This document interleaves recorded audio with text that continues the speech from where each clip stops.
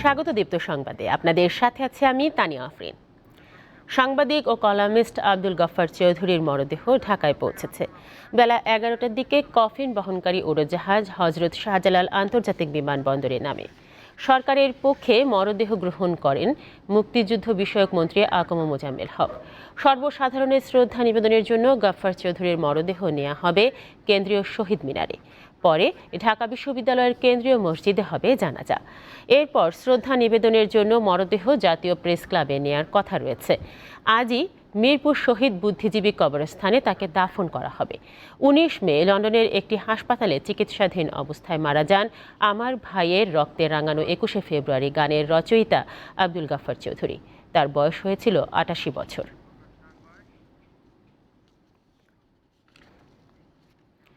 দর্শক, সাংবাদিক আব্দুল গফফার চৌধুরীর মরদেহ দেশে আসার সংবাদ সংগ্রহ করতে হজরত শাহজালাল আন্তর্জাতিক বিমানবন্দরে রয়েছেন আমাদের সহকর্মী তানভীর খন্দকার। তিনি সরাসরি যুক্ত হচ্ছেন। তানভীর, বিমানবন্দরে এখন কি আনুষ্ঠানিকতা চলছে আর মরদেহ কেন্দ্রীয় শহীদ মিনারে কখন নেওয়া হবে?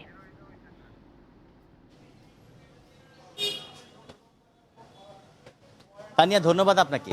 11টা 4 আজকে বেলা 11টা 4 কিন্তু বাংলাদেশ বিমানের একটি বিমানে করে এই হজরত শাহজালাল আন্তর্জাতিক বিমানবন্দরে নেমেছে। আপনি জানেন আব্দুল গফফার চৌধুরীর মরদেহ, এবং 11টা 4 যে নামার পরের কিছুক্ষণ পরে কিন্তু তার মরদেহটি বিমানের থেকে নামানো হয়, এবং এই বিমান থেকে নামানোর পরে সরকারি বিভিন্ন সংস্থার কর্মকর্তা এবং 5 জন মন্ত্রী, আমি যদি বলি যে মুক্তিযুদ্ধ বিষয়ক মন্ত্রী, কৃষি মন্ত্রী, এর সাথে ছিল বিমান প্রতিমন্ত্রী, সংস্কৃতি প্রতিমন্ত্রী সহ মোট 5 জন মন্ত্রী কিন্তু তার মরদেহ রিসিভ করে। তার মরদেহ গ্রহণ করার পর সেটি কিন্তু মরদেহটি বাংলাদেশের জাতীয় পতাকা দিয়ে আবৃত করা ছিল, এবং সেই মরদেহতে কিন্তু বিভিন্ন সরকারি সংস্থা লোকজন, মন্ত্রীরা তারা কিন্তু একসাথে ফুল দিয়ে শ্রদ্ধা জানান, এবং শ্রদ্ধা জানানোর পর একে একে প্রায় বেশ কিছু সরকারি সংস্থার লোকজন তারা কিন্তু শ্রদ্ধা জানান, এবং শ্রদ্ধা জানানোর পরে মরদেহটি কিন্তু 8 নম্বর যে গেট রয়েছে আন্তর্জাতিক বিমানবন্দর, শাহজালাল আন্তর্জাতিক বিমানবন্দরের যে 8 নম্বর গেট, সেখান থেকে কিন্তু বের করে এখন ভিআইপি গেট দিয়ে ভেতরে নেওয়া হয়েছে।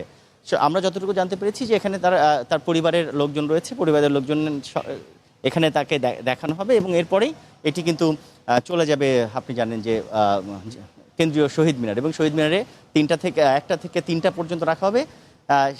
সেখানেও আমরা হয়তো বা আপনাদেরকে পরবর্তী সংবাদে সেখানকার তথ্য জানাতে পারবো। তবে একটি বিষয় আপনাকে জানিয়ে রাখতে চাই যে এখন পর্যন্ত এখানেই রয়েছে মরদেহটি, এবং কিছুক্ষণের মধ্যেই হয়তো বা রওনা হবে। আমরা সেই প্রস্তুতি কিন্তু ভেতরে নেওয়া হচ্ছে এখন ভিআইপি গেটের ভেতরে আর কি। তো তাই এই ছিল আমার কাছে আব্দুল গফফার চৌধুরীর বিমানবন্দরে আসার মরদেহটা নেওয়ার সর্বশেষ তথ্য। তানভীর, আপনাকে ধন্যবাদ। বাংলাদেশ ভারত যৌথ পরামর্শক কমিটি জেসিসির বৈঠক 18 ও 19 জুন অনুষ্ঠিত হবে। 30 মে দিল্লিতে বৈঠকটি হওয়ার কথা ছিল। আজ ভারতের আসামে আন্তর্জাতিক নদী সম্মেলনে যোগ দিয়ে বাংলাদেশের পররাষ্ট্রমন্ত্রী এ কে আব্দুল মোমিন সাংবাদিকদের এ কথা জানান।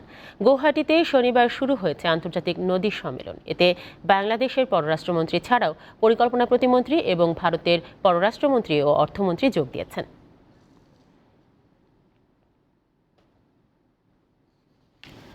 চট্টগ্রামে দীর্ঘ ৪৫ বছর পর আজ পটিয়া আদর্শ স্কুল মাঠে দক্ষিণ জেলা যুবলীগের সম্মেলন অনুষ্ঠিত হচ্ছে।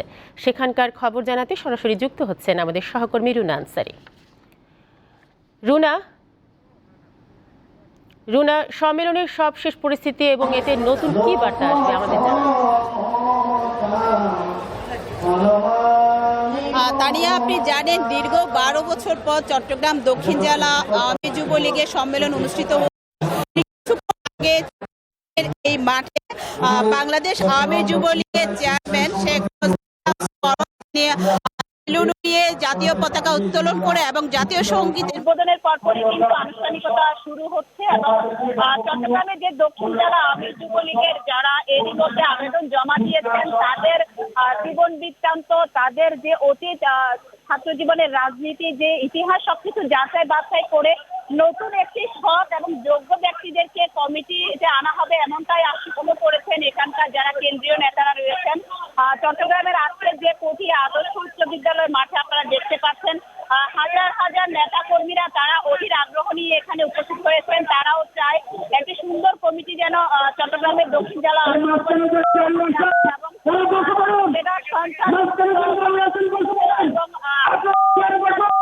একটি কমিটি তারা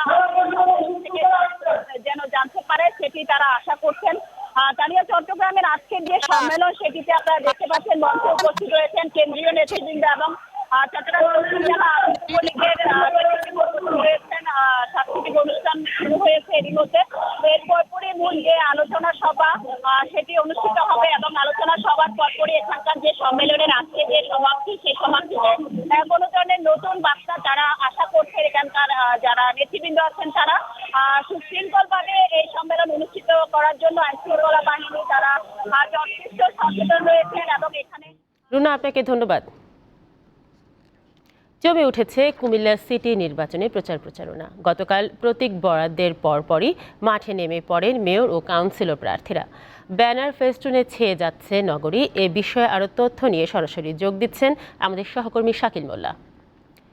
শাকিল, সিটি নির্বাচনে প্রচারণার সবশেষ কি তথ্য আছে আপনার কাছে? তানিয়া, সকাল থেকে কিন্তু প্রার্থীরা প্রচারণা করছেন। ঠিক 11:30টার দিকে স্বতন্ত্র প্রার্থী নিজামুদ্দিন কায়সার শহরের ধর্মসাগর পার তার বাসা থেকে একটি মিছিল নিয়ে কান্দির পার হয়ে শহরের বিভিন্ন অলিতে গলিতে কিন্তু গণসংযোগ করতে আমরা দেখেছি। গণসংযোগকারে নিজামুদ্দিন কায়সার অভিযোগ করেছেন যে বিভিন্ন স্থানে তার পোস্টার এবং ব্যানার ছিঁড়ে ফেলার অভিযোগ করেছেন।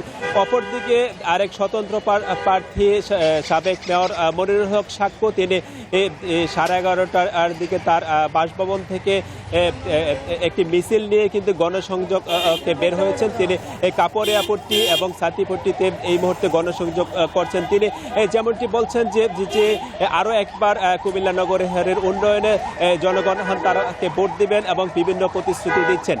আওয়ামী লীগের মনোনীত প্রার্থী আরফানুল হক রিফাদের পক্ষে কিন্তু কুমিল্লা আওয়ামী লীগের কার্যালয়ে একটি বৈঠক অনুষ্ঠিত হয়।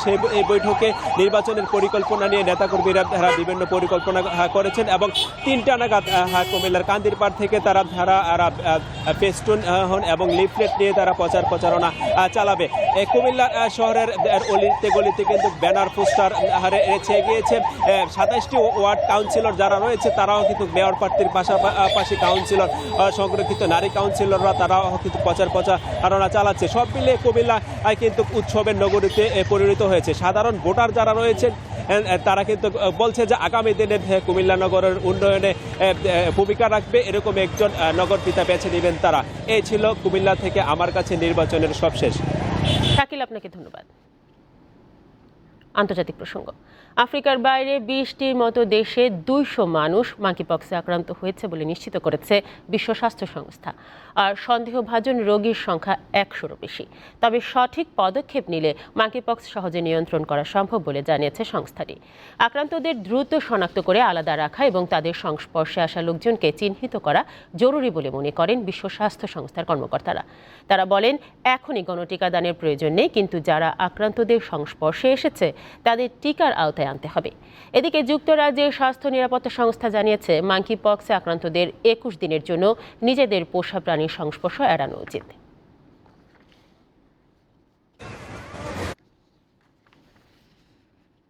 খেলার খবর। 9 বছর পর আবারও বাংলাদেশে আসছে ফুটবল বিশ্বকাপের ট্রফি।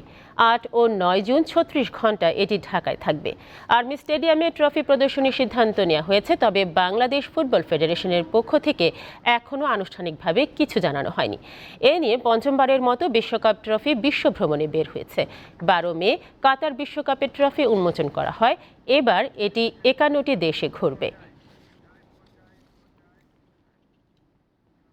এই ছিল এখনকার মতো। আমাদের পরবর্তী সংবাদ বেলা 3টায় দেখার আমন্ত্রণ রইল। আর আমাদের সাথে অনলাইনে যুক্ত থাকার উপায় facebook.com/dipnews এই ঠিকানায়।